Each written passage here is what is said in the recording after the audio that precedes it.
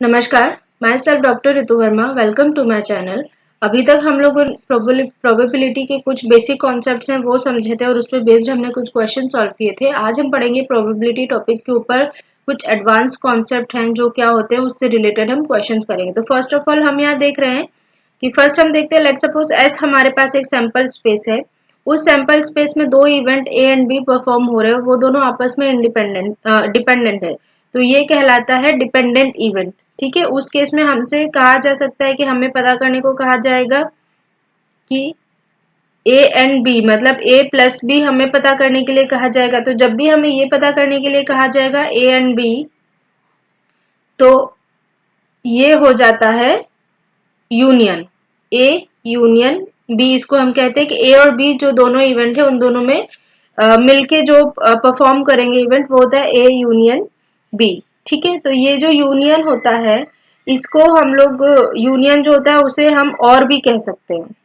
ठीक है, और इसका मतलब होता है कि ये प्लस साइन है। ठीक, और अगर यहाँ पे हमसे सिर्फ ए और बी के बीच का कॉमन पार्ट पूछ लिया जाए, ठीक है, कि ए जो परफॉर्म कर रहा है और बी जो परफॉर्म कर रहा है उन दोनों में कॉमन क्या है, तो अगर ए और बी का कॉमन पूछ लिया जाए तो ये कहलाता है ए इंटरसेक्शन ऑफ बी। ठीक है, ए इंटरसेक्शन ऑफ बी इसका मतलब हुआ A and B. A and B का मतलब होता है कि ए, और जहां पे भी एंड की अगर बात की तो हम उसमें मल्टीप्लाई करा देंगे। ठीक है, मतलब जो दोनों हम जो इवेंट्स हैं वो परफॉर्म करा रहे हैं तो उनको हम सेपरेट आउट फाइंड आउट कर लेंगे और उन दोनों में मल्टीप्लाई करा देंगे। तो ये एक हमारा डिपेंडेंट इवेंट हो गया। ठीक है, इसके बाद में नेक्स्ट है कि हमारे पास एक सैंपल स्पेस है और उस सैंपल स्पेस में दो सेपरेट इवेंट ए और बी परफॉर्म हो रहे हैं, लेकिन उन दोनों का आपस में कोई रिलेशन नहीं है। जो इवेंट्स है उनका आपस में कोई रिलेशन नहीं है, लेकिन वो सेम सैंपल स्पेस में परफॉर्म हो रहे हैं, तो वो हो जाता है म्यूचुअली एक्सक्लूसिव इवेंट। ठीक है, सिमिलरली अगर हमारे पास दो सेपरेट सेपरेट सैंपल स्पेस है S1 एंड S2 और उसमें अगर हम कोई इवेंट परफॉर्म करा रहे हैं तो वो हो जाता है इंडिपेंडेंट इवेंट।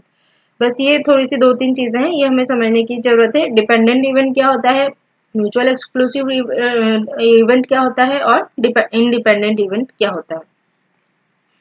नाउ इसी पे बेस्ड हमारा फर्स्ट थ्योरम बनती है addition theorem. If A and B are two event, ठीक है, दो इवेंट है और हमसे कुछ कहा नहीं गया, nothing specified, then take dependent event. अगर हमसे कुछ कहा नहीं गया तो हम डिपेंडेंट ये वाला इवेंट लेकर के चलेंगे। ठीक है, तो इस केस में अगर हमें पी ए यूनियन बी, मतलब अगर हमें पी ए यूनियन बी मतलब ए और बी जो दोनों आपस में कनेक्टेड हो रहे हैं, मतलब जो दोनों में रिलेशन क्वेश्चन में हमें दिया होगा, वो अगर हमें फाइंड आउट करना है तो उसका फॉर्मूला होता है P of A plus P B minus of P A intersection of B. इसका मतलब क्या हुआ, हमें जो फर्स्ट इवेंट दिया है उसकी प्रोबेबिलिटी फाइंड आउट करना है, सेकंड इवेंट मतलब जो बी हमें इवेंट दिया है उसकी प्रोबेबिलिटी फाइंड आउट करना है, माइनस हम फर्स्ट और बी में हमें क्या रिलेशन दिया हुआ है, मतलब फर्स्ट और बी में जो भी कॉमन चीज हमें, मतलब जो इंटरसेक्शन वाला पार्ट हमें गिवन है वो हम सब्ट्रैक्ट कर देंगे, तो ये एडिशन थ्योरम हो जाती है। नेक्स्ट सेकंड इसी में दूसरी होती है कि if A and B are mutually exclusive event. Mutually exclusive मतलब ए एंड बी दोनों परफॉर्म तो हो रहे हैं लेकिन दोनों का आपस में कोई रिलेशन नहीं। जब दोनों का आपस में कोई रिलेशन ही नहीं है तो ये जो ए इंटरसेक्शन ऑफ बी वाला पार्ट है ये जीरो हो जाएगा, क्योंकि यहाँ पे कुछ भी इंटरसेक्ट हो ही नहीं रहा है, तो ये इंटरसेक्शन ए इंटरसेक्शन बी वाला पार्ट हमारा जीरो हो जाता है। तो यहाँ पे ये P A intersection B zero हो गया। तो यूनियन हम कैसे निकालेंगे, probability of A union B is equals to probability of A plus probability of B, that's it. हम P A intersection of B को जीरो पुट कर देंगे। ठीक है, सो इसी पे बेस्ड हम कुछ क्वेश्चन कर लेते हैं। तो फर्स्ट क्वेश्चन हमें गिवन है, in a simultaneous throw of dice find probability of A और बी। ए और बी हमसे पहले ही कह दिया गया है।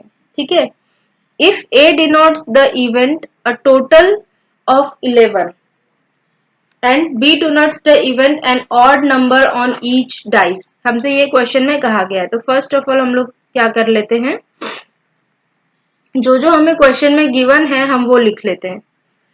ठीक है, सॉल्यूशन इन्हें हमें फाइंड करना है, पी ए और बी पता करना है हमें।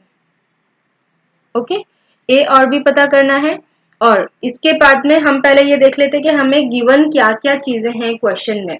तो जब हमें क्वेश्चन में क्या क्या चीजें गिवन है हम ये देख लेते हैं। तो फर्स्ट हमें गिवन है if A denotes the event a total of 11, हमें टोटल ऑफ 11 चाहिए। ठीक है, तो ए क्या कह रहा है, ए मतलब बोल रहा है getting total of 11। Event A जो है वो कह रहा है हमें टोटल ऑफ 11 चाहिए। तो जब हम डाइस को थ्रो कर रहे हैं, ठीक है, और दो डाइस को थ्रो करें तो 11 किस केस में आ सकता है। फर्स्ट केस में अगर 5 है तो सेकंड वाले डाइस में 6 होगा तो ये 11 हो गया। ठीक है, और अगर फर्स्ट वाले डाइस में 6 है तो सेकंड वाले डाइस में 5 होगा तो ये 11 हो गया। यही दो पॉसिबिलिटी है दोनों डाइस को थ्रो करने के बाद 11 आने की। तो ये दो हमारी प्रोबेबिलिटी हो गई 5 6 एंड 6 5। ठीक है, ये तो हुआ हमारा केस ए। तो प्रोबेबिलिटी ऑफ ए यहां से निकल के आएगी, क्योंकि दो ही हमारे पास ऑप्शन आ रहे हैं तो ये दो डिवाइडेड बाय 36। टोटल कितने केसेस बन सकते हैं, तो दो डाइस है मतलब 6 का स्क्वायर मतलब 36। तो यहाँ पे 36 मतलब पॉसिबिलिटी है कि 36 आ सकता है। लेकिन 36 2 डिवाइडेड बाय 36 हमारी प्रोबेबिलिटी हो जाएगी कि हमें टोटल ऑफ 11 आना चाहिए।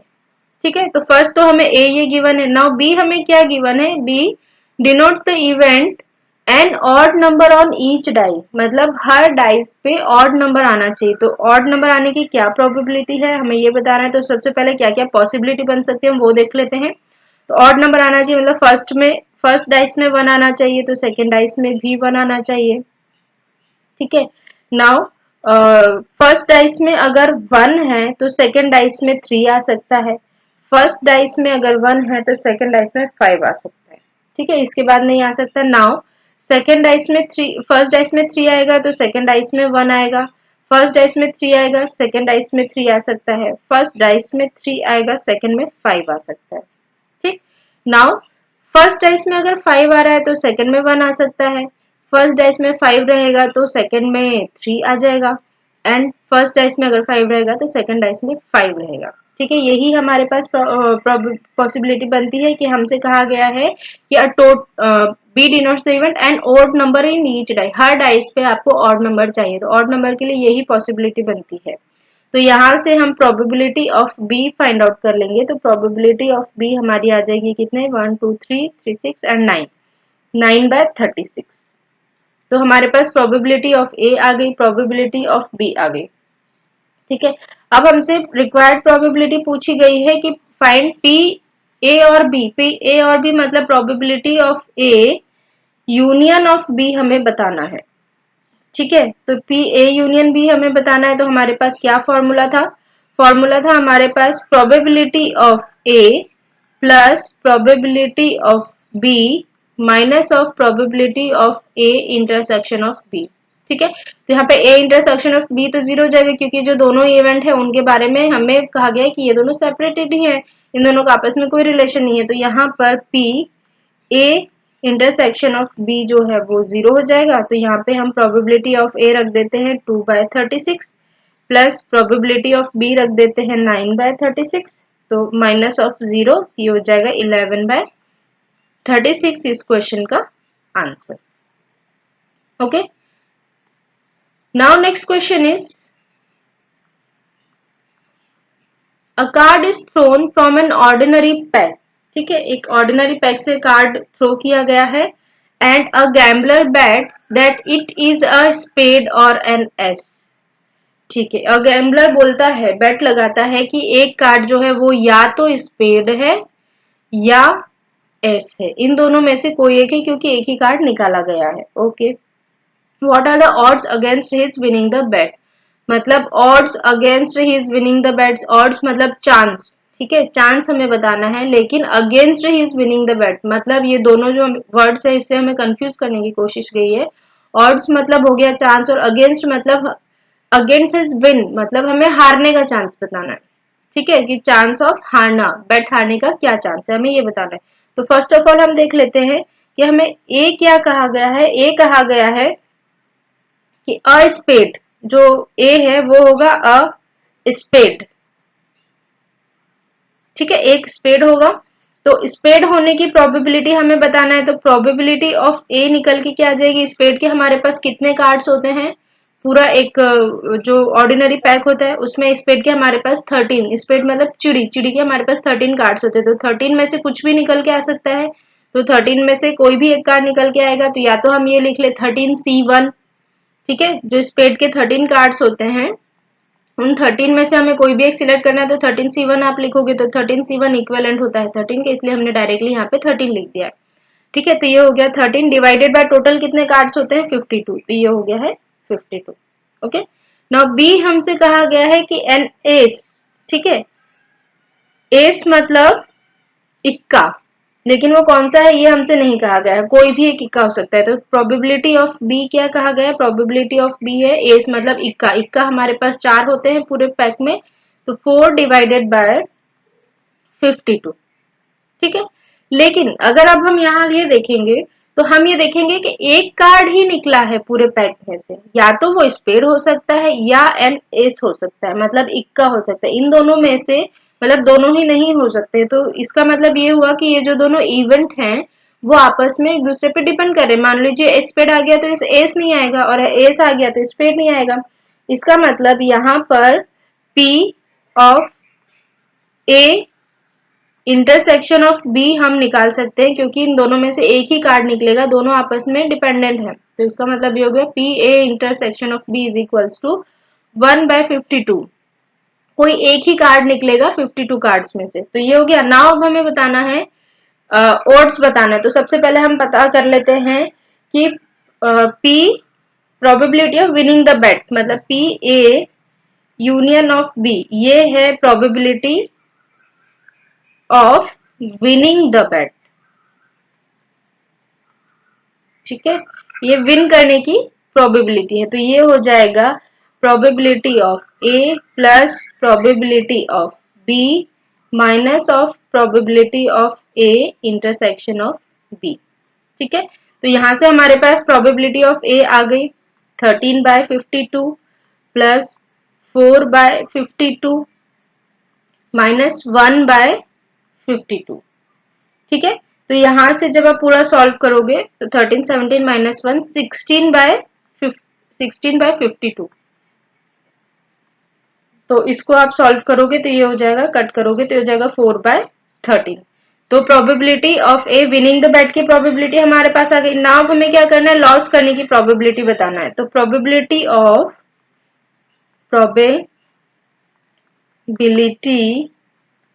Of losing the bet, loss करने की क्या प्रोबेबिलिटी देगी हो जाएगी, अगर हमें विनिंग की पता है तो वो हो जाएगा 1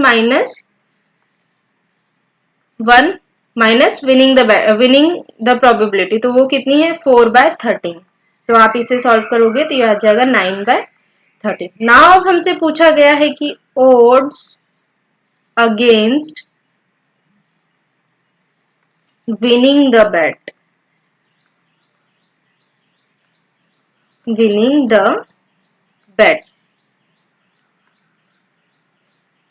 ठीक है, इसका मतलब ये हुआ कि चांस विन अगेंस्ट मतलब पूछ लिया है कि उसके उल्टा, मतलब चांस क्या है कि विनिंग नहीं करने की, बैट को विन नहीं करने का, इसका मतलब उसके हारने का क्या चांस है, हमसे ये पूछा गया, तो हारने का चांस क्या है, हारने का चांस डिवाइडेड बाय जीतने का चांस, तो ये हो जाएगा 9/13 डिवाइडेड बाय 4/13, तो इसको आप जब सॉल्व करोगे तो ये हो जाएगा 9:4, ये जो रेशो है ये इसके हारने का चांस है, जो गैम्बलर है उसने बेट लगाया था उसके, तो ये इस क्वेश्चन का आंसर होगा, ठीक है। Now next is a bag contain 5 red and 8 blue balls, ठीक है, तो हमारे पास ये पूछा गया है कि एक बैग है, मतलब कहा गया है कि एक बैग है उसमें 5 रेड एंड 8 ब्लू बॉल है, तो हम सबसे पहले एक बैग बना लेते हैं ताकि हमारे लिए इजी रहेगा, उसमें 5 रेड बॉल है एंड 8 ब्लू बॉल है, it also contains 4 green and 7 black ball, अच्छा 4 तरीके की बॉल इसमें है, 4 green and 7 black ball. Okay. If a ball is drawn at random, then find the probability that it is not the green. ठीक है, हमसे question में कहा गया है कि हमें प्रोबेबिलिटी बताना है कि ग्रीन कलर की बॉल न हो, एक बॉल निकाली गई। तो हम क्या करेंगे, अगर हमसे ये पूछा गया कि ग्रीन कलर की प्रोबेबिलिटी ना हो ये बताना है, तो हम क्या करेंगे, सबसे पहले ग्रीन कलर की प्रोबेबिलिटी निकाल लेंगे, मतलब ग्रीन बॉल आने की प्रोबेबिलिटी, उसको 1 में से सब्ट्रैक्ट कर देंगे तो ग्रीन नहीं होने की प्रोबेबिलिटी आ जाएगी। ठीक है, तो हम निकाल लेते हैं कि प्रोबेबिलिटी ऑफ ग्रीन बॉल, कि जब हम निकाल रहे हैं ग्रीन, मतलब जो भी हम बॉल निकाल रहे हैं वो ग्रीन ही आएगी। तो ग्रीन ही आएगी मतलब ग्रीन कलर की बॉल हमारे पास यहाँ कितनी है, 4 ग्रीन बॉल है। तो 4 में से ही कोई एक ग्रीन बॉल आना है, तो 4C1 या तो आप कर लो या 4 में से सिलेक्ट करोगे तो 4 आएगी। डिवाइड में कितनी सारी बॉल्स हैं आपकी टोटल, तो टोटल है 24, तो ये हो जाएगा 1/6। ये तो हुई ग्रीन कलर की बॉल होने की प्रोबेबिलिटी। अब आपको ये बताना है कि ग्रीन कलर की बॉल नहीं है, तो हम लिखेंगे प्रोबेबिलिटी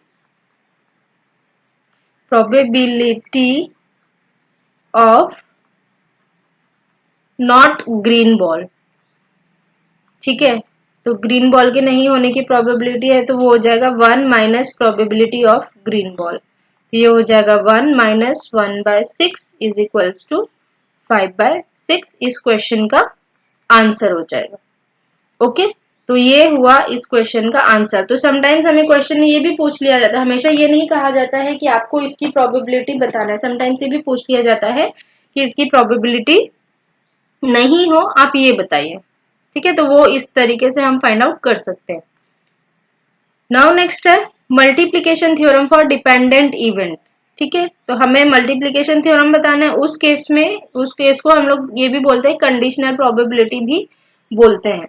ओके, तो मल्टीप्लीकेशन थ्योरम क्या बोलती है कि P A intersection of B अगर हमें फाइंड आउट करना है तो वो हम पता कर सकते हैं probability of A into probability of B divide by A. तो अभी तक तो हम लोग जो प्रोबेबिलिटी देख रहे थे वो सिंपल सिंपल टर्म में ही देख रहे थे, जैसे ए की प्रोबेबिलिटी हमने बताई, बी की प्रोबेबिलिटी बताई। लेकिन अब यहाँ ये जो बी डिवाइड बाय ए लिखा हुआ ये होती है कंडीशनल प्रोबेबिलिटी। कंडीशनल प्रोबेबिलिटी मतलब आपने जो प्रोबेबिलिटी निकालना है उसमें जो ये ए लिखा हुआ है, ए आपको जो क्वेश्चन में गिवन है उसकी प्रोबेबिलिटी आप ऑलरेडी निकाल चुके हो, उसके बाद में आप बी निकालोगे। ठीक है, डिपेंडेंट इवन मतलब ए और बी दोनों का आपस में रिलेशन रहेगा। तो यहां पर here A must be, here A must be happen already. ठीक है, इसका मतलब ये हुआ कि हमें ये जो प्रोबेबिलिटी फाइंड आउट करना है उसमें अगर जो भी बेस में लिखा हुआ है, जैसे प्रोबेबिलिटी ऑफ बी अपॉन ए लिखा हुआ है, इसका मतलब ये कि ए जो है, ए की जो हमें कंडीशन दी हुई है वो ऑलरेडी हो चुकी है, उसके बाद हमें बी की प्रोबेबिलिटी निकालना है।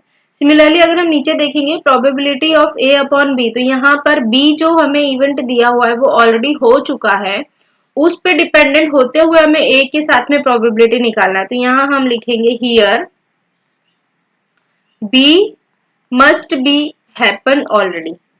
ठीक है, तो ये होता है मल्टीप्लीकेशन थ्योरम डिपेंडेंट इवेंट का। सिमिलरली अगर हमसे कहा पूछा जा रहा है कि मल्टीप्लीकेशन थ्योरम में इंडिपेंडेंट इवेंट का हमें बताना है, तो वो हो जाएगा P intersection of B is equals to probability of A probability of B. मतलब हम जो दोनों इवेंट है उनका सेपरेटली प्रोबेबिलिटी निकाल के और उनको फिर हम मल्टीप्लाई करा देंगे, तो वो हो जाएगा प्रोबेबिलिटी ऑफ इंडिपेंडेंट इवेंट। ठीक है, तो इसी पे बेस्ड हम कुछ क्वेश्चंस देख लेते हैं। तो क्वेश्चन है अ bag contain 8 red and 5 white ball. ठीक है, तो हम ये नोट कर लेते हैं एक बार कि अ bag contain 8 red and 5 white ball. Two successive draw of 3 balls are made at random from the bag without replacement. मतलब हमसे कहा गया है कि हमें दो बार हमने ड्रॉ निकाला है 3-3 बॉल का। ठीक है, ये हमसे कहा गया और हमने वो रिप्लेस नहीं किया। जैसे मान लीजिए फर्स्ट काउंट में हमने 3 बॉल निकाली है, तो वो हमने निकाल के देख लिया, नोट कर लिया कौन से कलर की बॉल है। ठीक है, उसको हमने वापस उस बैग में नहीं डाला है, वो हमने हटा ही दी है। ठीक है, तो ये सक्सेसिव का विदाउट रिप्लेसमेंट का ये मतलब होता है। Find the probability that the first draw yields 3 white ball and the second draw 3 red ball। तो हमें probability बताना है कि सबसे पहले जो आती है वो white ball है, मतलब फर्स्ट केस में हमें 3 व्हाइट बॉल की प्रोबेबिलिटी बताना है एंड सेकेंड केस में सेकेंड ड्रॉ में जो है वो 3 रेड बॉल आएगी। ठीक है, तो सबसे ये हमारा केस इवेंट ए हो गया, ये हमारा इवेंट बी हो गया। तो हम प्रोबेबिलिटी ऑफ ए पता कर लेते हैं। तो प्रोबेबिलिटी ऑफ ए हमें पता करना है, मतलब ए मतलब हमें व्हाइट बॉल निकालना है। ठीक है, तो व्हाइट बॉल निकालना है तो हमारे पास व्हाइट कितनी टोटल बॉल है 5। तो व्हाइट बॉल निकालने के लिए हम क्या करेंगे 5 सी और 3। तो 5C3 5 व्हाइट बॉल है, उसमें से हमने 3 बॉल निकाल ली और टोटल कितनी बॉल है यहाँ पर 13, 8 5 13, तो ये हो गई 13C3। इसमें से हमने एक बॉल निकाल ली। तो आप इसे जब सॉल्व करोगे तो ये आएगा 5/143। ठीक है, तो ये प्रोबेबिलिटी हो गई हमारी व्हाइट बॉल की। नाउ अब हमें निकालना है रेड बॉल, सेकेंड बॉल की प्रोबेबिलिटी हमें निकालना है। तो इसका मतलब ये हुआ कि हम अब निकालेंगे प्रोबेबिलिटी ऑफ बी मतलब red ball while a already happened, मतलब हमारे एक बॉल निकल चुका है क्योंकि ये दोनों आपस में रिलेशन में है। क्योंकि जो इसमें कहा था कि विदाउट रिप्लेसमेंट, उसने जो हमें एग्जामिनर है उसने कहा है कि आपने जो बॉल इसमें से निकाला है फर्स्ट ड्रॉ में वो आप वापस नहीं डाल रहे हो। ठीक है, अगर डाल देते तो ये दोनों सेपरेट इवेंट हो जाते क्योंकि टोटल बॉल जो थी वही रहती। लेकिन फर्स्ट केस में जब आपने बॉल रिप्लेस नहीं करी है तो ये आपका एकदम इंडिपेंडेंट इवेंट नहीं रहता है, डिपेंडेंट हो जाता है। तो सेकंड वाला जो केस हो जाएगा जब हम रेड बॉल का ड्रॉ निकाल रहे हो उस केस में हमें ये लिखना पड़ेगा क्योंकि फर्स्ट केस हम कर चुके हैं तभी हमें सेकंड वाला निकालना है। मतलब आप फर्स्ट 3 बॉल निकाल लोगे, 2 सक्सेसिव ड्रॉ मतलब फर्स्ट 3 बॉल आप निकाल लोगे उसके बाद ही आपको सेकंड वाले बॉल निकालना है। इसलिए हमने ये लिखा हुआ है कि probability of B divided by A where A already happened, A already आपका निकल चुका है, उसके बाद अब बी मतलब रेड बॉल की प्रोबेबिलिटी आप पता कर रहे हो।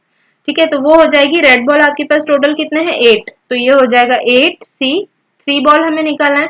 डिवाइड में अब हमारे पास कितनी बॉल बची हुई है 8, तो रेड बॉल है, डिवाइड में 3 आप निकाल चुके हो। तो इसमें जो बॉक्स में सेकंड ड्रॉ में ऑलरेडी 2 व्हाइट बॉल थी, इसका मतलब ये हो गया यहाँ पर टोटल 10 बॉल है। तो अब हमें 10 में से 3 निकालना है, तो 10C3 यहाँ से प्रोबेबिलिटी निकलेगा तो ये हो जाएगा 7/15।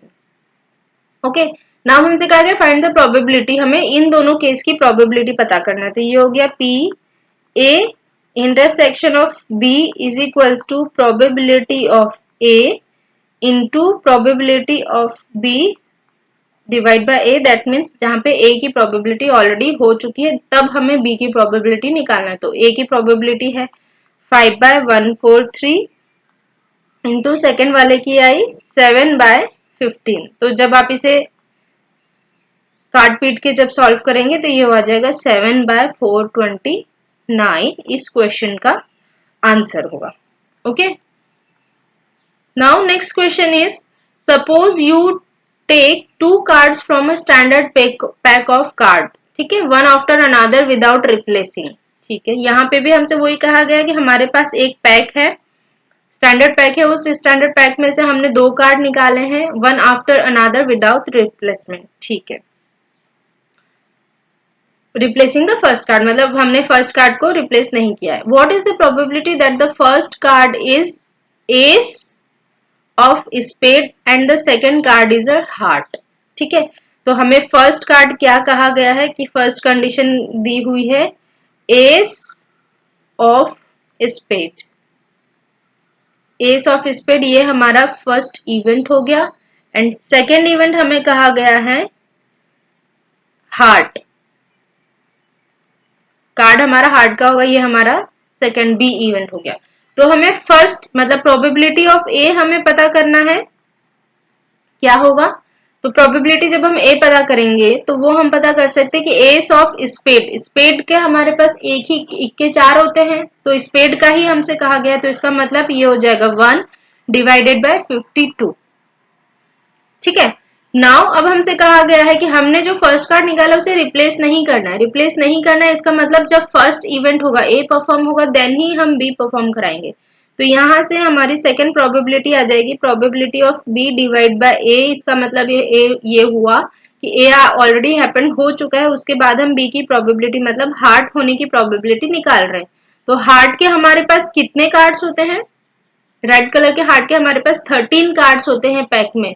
तो ये हो गया 13 डिवाइडेड बाय 50 अब यहाँ पे आ जाएगा 1, क्योंकि एक कार्ड हम जो ये स्पेड का है वो निकाल चुके हैं, उसे रिप्लेस नहीं किया है, तो डिवाइड में अब हमारे पास टोटल बचते हैं 51 कार्ड्स। ठीक है, तो ये दोनों चीज हमने पता कर ली। अब हम टोटल प्रोबेबिलिटी फाइंड आउट कर लेते हैं, तो ये हो जाएगा probability of A intersection of B is equals to probability of A into probability of B upon A. ठीक है, तो प्रोबेबिलिटी ऑफ ए हो गया 1/52 इंटू 13 डिवाइडेड बाय 51, तो इसे जब काटेंगे हम तो ये बचेगा 1/204 इस क्वेश्चन का आंसर। ठीक है, now next is a card is taken from a standard pack of card one after another. ठीक है, विथ रिप्लेसमेंट। हम अच्छा, अब हमसे कह दिया गया कि रिप्लेसमेंट हमें करना है with replacement. What is the probability that the first card is the king and the second card is the queen? ठीक है, हमसे कहा गया है कि फर्स्ट कार्ड हमें चाहिए किंग, तो ये हमारा इवेंट ए हो गया, एंड सेकंड कार्ड हमें चाहिए क्वीन। ठीक है, ये हमारा बी इवेंट हो गया। तो यहां से हम प्रोबेबिलिटी ऑफ ए निकाल सकते हैं, या ये कह लो कि हम प्रोबेबिलिटी ऑफ के लिख लेते हैं सो दैट कि इजी रहेगा। हम यहाँ से प्रोबेबिलिटी किंग होने की प्रोबेबिलिटी हम पता कर लेते हैं। किंग होने की प्रोबेबिलिटी है, हमारे पास 4 किंग होते हैं, तो हो जाएगा 4/52। ठीक है, सिमिलरली हमारे पास क्वीन कितनी होती है, क्वीन भी 4 होती है, तो ये हो जाएगा 4/52 अगेन, क्योंकि हमें क्वेश्चन में कहा गया कि विथ रिप्लेसमेंट, मतलब हमने जो फर्स्ट किंग निकाला है ना, वो हम जब निकालने के बाद में हमने नोट कर लिया कि ये किंग है, उसके बाद वो दोबारा हमने उसी जो पैक है उसमें उसे रिप्लेस कर दिया है। इसीलिए यहाँ पे लास्ट टाइम में 51 आया था, 51 ना आकर के 52 हो जाएगा, क्योंकि पिछले क्वेश्चन में हमसे कहा था कि विदाउट रिप्लेसमेंट, मतलब आपने जो एक बार कार्ड ड्रॉ कर लिया वो अब आपको बाहर निकाल देना है, पैक में नहीं डालना है। लेकिन इस क्वेश्चन में हमें कहा गया कि हमें वो कार्ड नोट करना है फर्स्ट वाला एंड देन उसको पैक में डाल देना है। तो पैक में जब हमने डाल दिया तो ये तो दोनों सेपरेट इवेंट हो गए, दोनों का आपस में कोई रिलेशन नहीं, इसीलिए हमने यहाँ पे सेपरेट सेपरेट निकल लिखा है पी ऑफ के एंड पी ऑफ क्यू। तो यहाँ से जब हम प्रोबेबिलिटी निकालेंगे तो ये हो जाएगा K intersection of Q is equals to 4/52 into 4/52, तो ये हो जाएगा 1/169 इस क्वेश्चन का आंसर। ठीक है, सो इस तरीके से हमें क्वेश्चन जो दिया रहेगा ना, वो हमें समझना रहेगा कि एग्जामिनर जो है वो क्या कहने की कोशिश कर रहा है, सेपरेट इवेंट है या मतलब डिपेंडेंट इवेंट है या इनडिपेंडेंट इवेंट है, उसके अकॉर्डिंगली हमें ये डिसाइड करना है कि हमें क्या फाइंड आउट करना है। ठीक है, नाउ अब आता है एक्सक्लूसिव इवेंट। तो 2 events are set to be exclusive if probability of A intersection of B ये 0 है, ये तो हम ऑलरेडी देख ही चुके, तो उस पर बेस्ड हम एक क्वेश्चन देख लेते हैं कि नाउ हमें ये जो क्वेश्चन दिया है कि हमारे पास 2 बैग है, एक बैग में 4 रेड बॉल है, 3 ग्रीन बॉल है, सेकंड वाले बैग में 2 रेड बॉल है एंड 2 ग्रीन बॉल है। ठीक है, हमसे क्वेश्चन में कहा गया कि taking a ball red ball from the bag. अब हमसे क्वेश्चन में कह लिया गया है कि हमें तो सिर्फ रेड बॉल निकालना है, उसके अलावा किस बैग में से आ रही है हमें इससे कोई फर्क नहीं पड़ता। ठीक है, ये हमें क्वेश्चन में अगर कहा जा रहा है, तो इस टाइप के क्वेश्चन को अगर हमें सॉल्व करना है तो हम यहां पर इसे इस तरीके से करेंगे कि लेट हम कर लेते हैं कि इवन जो है event of selection of first bag. ठीक है, क्योंकि हमसे क्वेश्चन में तो कह दिया गया है कि सिर्फ हमें रेड बॉल निकालना है, लेकिन हमारे पास तो 2 बैग है, तो हमें इसकी प्रोबेबिलिटी भी लेना पड़ेगी ना कि हम कौन सा बैग चूज करें, फर्स्ट बैग चूज कर रहे हैं या सेकंड बैग चूज कर रहे हैं, तो उसकी प्रोबेबिलिटी हम यहाँ पे कंसिडर करेंगे। तो E1 is the event of selection of first bag. Similarly जो E2 है, E2 will be the event of selection of second bag. ठीक है, now A is the probability और इवेंट ऑफ सिलेक्शन ऑफ हम ये कह सकते हैं रेड बॉल। ठीक है, रेड बॉल। अब हमें इसकी प्रोबेबिलिटी फाइंड आउट करना है, तो हम प्रोबेबिलिटी ऑफ ए जो है वो हम फाइंड आउट कर सकते हैं। अगर हमें यहाँ से रेड बॉल निकालना है तो उसका फॉर्मूला बनता है कि हम सबसे पहले क्या करेंगे, बैग सिलेक्शन की प्रोबेबिलिटी करेंगे। मतलब हम लेट सपोज कि फर्स्ट बैग की प्रोबेबिलिटी हम मतलब फर्स्ट बैग में से रेड बॉल निकलता है तो उस केस में हम लोग क्या करेंगे, प्रोबेबिलिटी ऑफ E1 लेंगे इनटू प्रोबेबिलिटी ऑफ, अब हम उस बैग में से रेड बॉल लाने की प्रोबेबिलिटी निकालेंगे A of E1 plus probability of second bag की सिलेक्शन की प्रोबेबिलिटी, तो ये हो गया E2 into probability of A of E2 मतलब सेकेंड बैग में से रेड बॉल निकालने की प्रोबेबिलिटी। तो ये टोटल हो जाएगा कि दोनों में से आप सिर्फ रेड बॉल निकाल रहे हैं, इसकी प्रोबेबिलिटी क्या होगी।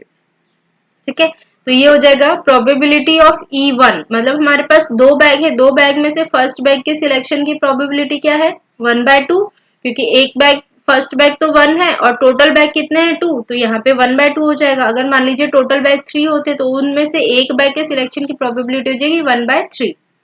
ठीक है, इस तरीके से होगा।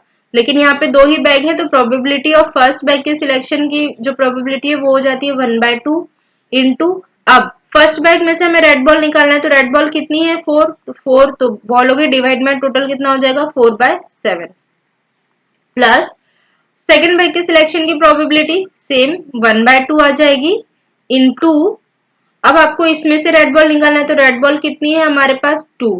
ठीक है, तो ये हो जाएगी 2 डिवाइड बाय 4। ठीक, तो ये 2/4 हो गया। अब आप इसे सॉल्व करना चाहें तो कर सकते हैं, ये हो जाएगा 2, 2 से 2 कैंसिल आउट हो गया तो ये हो जाएगा 2/7 प्लस 1/4। आप इसे सॉल्व कर लीजिएगा तो आपके पास इसका आंसर आ जाएगा कि अगर हमें दो बैग गिवन है, हमसे ये नहीं कहा गया कि किस बैग में से बॉल आने की प्रोबेबिलिटी बताना है, मतलब हमसे सिर्फ बॉल कहा गया कि आपको ये बॉल चाहिए। ठीक है, तो अगर वो टाइप के क्वेश्चन हमें सॉल्व करना है तो हम क्या करेंगे, बैग के सिलेक्शन की प्रोबेबिलिटी भी कंसीडर करेंगे। Now next is Bayes theorem क्या होता है, हमें ये समझने की कोशिश करना है। तो बेस थ्योरम एक्चुअली में जो होती है ना, वो जो हमने ये क्वेश्चन किया है, इस क्वेश्चन में हमसे ये कहा गया कि हमें सिर्फ बॉल निकालना है, तब हमें प्रोबेबिलिटी बताना है। लेकिन अगर हमसे ये कह दिया जाए कि हमारे पास मान लीजिए 5 बैग्स है, 5 बैग में से हमें थर्ड नंबर के बैग में से ही बॉल निकालना है, उसकी प्रोबेबिलिटी हमें बताना है, तो उस केस में जो है बेस थ्योरम का रोल आ जाता है कि बेस थ्योरम रोल प्ले करती है। ठीक है, और ये थोड़ा सा इंपॉर्टेंट भी है क्योंकि इसमें से बच्चों को कंफ्यूजन होता है, स्टूडेंट्स इसको थोड़ा समझने में दिक्कत फील करते हैं, इसीलिए ये थोड़ा सा इंपॉर्टेंट हो जाता है। तो अगर हमें बेस थ्योरम समझना है तो हम सेम ये क्वेश्चन लेंगे और उस क्वेश्चन को ले करके मैं आपको फॉर्मूला बताती हूँ, देन आपको समझाती हूँ कि क्या करना है। तो सबसे पहले हम देख लेते हैं कि क्वेश्चन में हमें क्या कहा गया था कि दो बैग हैं। ठीक है, फर्स्ट में 4 रेड बॉल है एंड 3 ग्रीन बॉल है, 3 ग्रीन बॉल है। सेकंड वाले बैग में 2 रेड है एंड 2 ग्रीन है। ये फर्स्ट बैग हुआ, ये सेकंड बैग हुआ। ठीक है, अब हमसे कहा गया है कि ये सेकंड बैग हुआ। अब हमसे क्वेश्चन में कह दिया जाएगा कि हमें इसी बैग में से पर्टिकुलर मतलब सेकंड बैग में से ही हमें रेड बॉल निकालना है, हमसे ये कहा जा सकता है। ठीक है, तो अगर वो करना है तो उसके लिए हमें प्रोबेबिलिटी क्या चाहिए, प्रोबेबिलिटी का हम फॉर्मूला बता देते हैं बेस थ्योरम के अकॉर्डिंगली। तो ये हो जाएगा probability of E2 divide by A। ठीक है, मतलब हमें सेकेंड बैग में से ही रेड बॉल निकालना है। ठीक है, तो रेड बॉल हमें चाहिए लेकिन वो सेकंड बैग में से चाहिए, तो फर्स्ट ऑफ ऑल हम क्या करेंगे कि रेड बॉल की प्रोबेबिलिटी लेकर के सेकंड बैग ले लेंगे, तो वो हो जाएगा probability of E2 divide by A।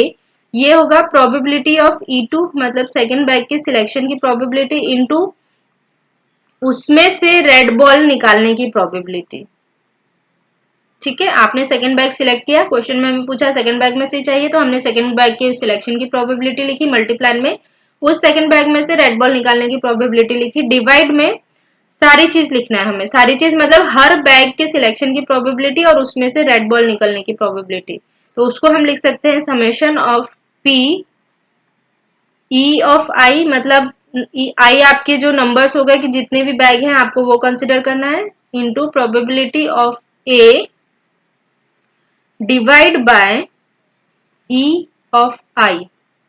ठीक है, ये हमें समझ में आया। अगर हमसे कहा गया है कि हमें सेकंड बैग में से ही रेड बॉल निकालना है, उसकी प्रोबेबिलिटी बताना है, तो उसमें हम क्या करेंगे, सबसे पहले ऊपर में जो लिखेंगे न्यूमरेटर में वो लिखेंगे हम सेकंड बैग के सिलेक्शन की प्रोबेबिलिटी और उसमें से रेड बॉल निकालने की प्रोबेबिलिटी। डिवाइड में हम सारे बैग के सिलेक्शन की प्रोबेबिलिटी को मल्टीप्लाई करेंगे बॉल के निकालने की प्रोबेबिलिटी से और उन सबको आपस में ऐड करा देंगे। तो जब हम यहाँ से सेकंड बैग में से बॉल निकालने की प्रोबेबिलिटी आप निकालोगे तो सेकंड बैग के सिलेक्ट होने की प्रोबेबिलिटी क्या है 1/2।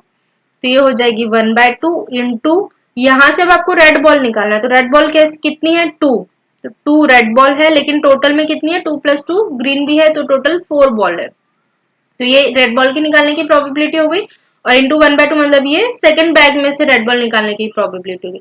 नाउ डिवाइड बाय, अब आपको सबका लिखना है तो फर्स्ट बैग के सिलेक्शन की प्रोबेबिलिटी क्या हो जाती है 1/2 इंटू इसमें से रेड बॉल की प्रोबेबिलिटी क्या हो जाएगी 4/7। ठीक है, प्लस आपको सेकंड बैग के सिलेक्शन की probability again 1/2 into red ball कितनी है 2 और टोटल बॉल कितनी हो जाएगी 2/4। तो ये हो जाएगी 2/4। ये हुई सेकंड बैग में से रेड बॉल लेने की प्रोबेबिलिटी। अगर हमारे पास एक बैग और होता तो हम +3 थर्ड बैग के लिए भी प्रोबेबिलिटी लिख देते। ठीक है, तो बेस थ्योरम ये कहती है कि अगर नंबर ऑफ कंटेनर्स अगर हमें गिवन है उसमें से कह दिया कि पर्टिकुलर इसी कंटेनर में से हमें कोई टास्क करना है तो उस केस में बेस थ्योरम का रोल आ जाता है और वो इस तरीके से हम करते हैं। तो जब हम इसे सॉल्व कर लेंगे तो इस क्वेश्चन का आंसर आ जाएगा कि सेकंड बैग में से रेड बॉल निकालने की प्रोबेबिलिटी क्या है। ओके, आइए इस पे हम एक क्वेश्चन कर लेते हैं कि किस टाइप से एग्जाम्स में पूछा जाता है वो क्वेश्चन और हम किस तरीके से इसे सॉल्व कर सकते हैं। तो क्वेश्चन हमें गिवन है देयर आर 2 बैग्स 1 and 2। ठीक है, हमें 2 बैग गिवन है तो हमने ये ले लिए। 2 बैग हमें गिवन है, 1 है और ये 2 बैग है कंटेनिंग 3 रेड एंड 4 बॉल। ठीक है, फर्स्ट में है 3 red and 4 white and 2 red and 3 white. Second वाले में है 2 red and 3 white ball respectively. A bag is selected at random and a ball is drawn from it. कोई भी बोल रहे हैं कि दोनों में से कोई भी एक बैग रैंडमली सिलेक्ट किया गया है, उसमें से एक बॉल निकाली गई है। ठीक है, if it is a found to be a red ball. ठीक है, अब हमसे कह दिया है कि अगर ये मिलता है कि वो जो हमने बॉल निकाला है वो रेड बॉल है तो find the probability that it is drawn from the first bag की प्रोबेबिलिटी हमें पता करना है। तो प्रोबेबिलिटी हम कैसे पता करेंगे, प्रोबेबिलिटी ऑफ फर्स्ट बैग की मतलब E1 की हमें प्रोबेबिलिटी बताना है और वो रेड बॉल होने की प्रोबेबिलिटी बताना है। तो ये हो जाएगा। अब हम ऊपर में न्यूमरेटर में क्या लिखेंगे, फर्स्ट बैग के सिलेक्शन की प्रोबेबिलिटी तो वो हो गई 1/2 और रेड बॉल निकालना है तो रेड कितनी बॉल है यहाँ पे 3, डिवाइडमेंट कितना आ जाएगा 7 क्योंकि टोटल 7 बॉल है। यहां से अब हम हर बैग का सिलेक्शन की प्रोबेबिलिटी और उसमें से रेड बॉल की प्रोबेबिलिटी डिवाइड कर देंगे। तो फर्स्ट बैग की कितनी प्रोबेबिलिटी सिलेक्शन की 1/2 इंटू रेड बॉल यहां से निकलने की प्रोबेबिलिटी 3/7। ठीक है, प्लस सेकेंड बैग के सिलेक्शन की प्रोबेबिलिटी है 1/2 इंटू उसमें से रेड बॉल होने की प्रोबेबिलिटी है 2/5। बस इतना ही हमें दिया हुआ है क्वेश्चन में, हमें इतना ही सॉल्व करना है। अगर थर्ड बैग होता तो हम यहाँ पे प्लस करके तीसरे बैग की प्रोबेबिलिटी भी लिख देते हैं। ठीक है, तो जब हम इसे सॉल्व करते हैं तो ये तो हो जाएगा 3/7 डिवाइड बाय, जब हम इसे सॉल्व करेंगे तो ये हो जाएगा 29/35 एंड पूरा जब कंप्लीटली से सॉल्व करेंगे तो ये आ जाएगा 15/29। इस क्वेश्चन का आंसर होगा कि जब अगर हमें फर्स्ट बैग में से रेड बॉल निकालना है तो उसकी प्रोबेबिलिटी अगर पता करना है तो वो हो जाएगी 15/29। तो इस तरीके से हम जो क्वेश्चंस हमें गिवन होते हैं वो हम समझते हैं कि पहले एग्जामिनर हमसे क्या कह रहा है, उसके बाद हम कॉन्सेप्ट समझते हैं कि इसमें कौन सा कॉन्सेप्ट लगेगा एंड देन हम फिर क्वेश्चन को सॉल्व करने की प्रैक्टिस करते हैं। तो जब हम इस पे जो प्रोबेबिलिटी टॉपिक है उस पे अगर हम ज्यादा से ज्यादा प्रैक्टिस करेंगे तो हमारी कमांड इस टॉपिक पे बढ़ती चली जाएगी सो दैट हमें एग्जाम में कम टाइम लगेगा। अगर हम प्रैक्टिस में अभी ज्यादा टाइम लगाएंगे तो एग्जाम में हमारे लिए कम टाइम लगेगा इस टाइप के क्वेश्चन सॉल्व करने के लिए। ठीक है, thank you for watching my video.